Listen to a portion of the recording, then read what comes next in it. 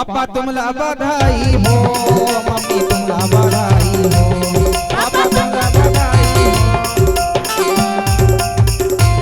पापा तुमला बधाई हो, मम्मी तुमला बधाई हो, पापा तुमला बधाई हो, मम्मी तुमला बधाई हो। हर घर माली है अवतार कान्हा तुमला बधाई हो, हर घर माली है अवतार कन्हैया तुमला बधाई हो।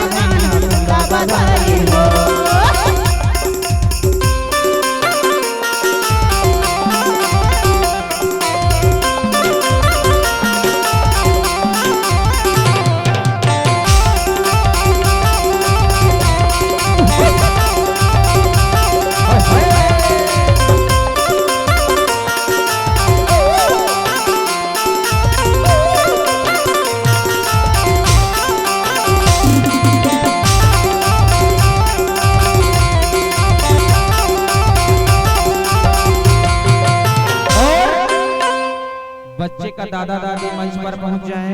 कमलेश साउंड के लहारी। दादा दादी मतलब बाबा आजी।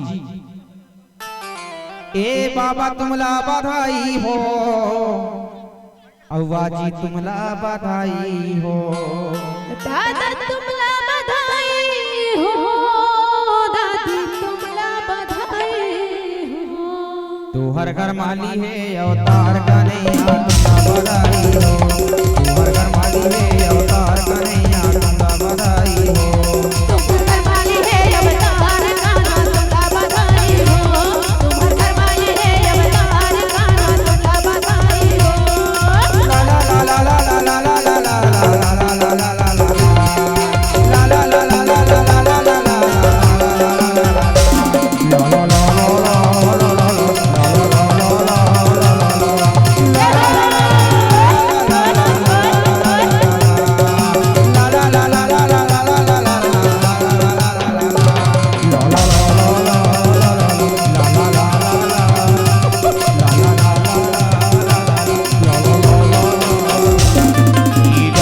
थैली में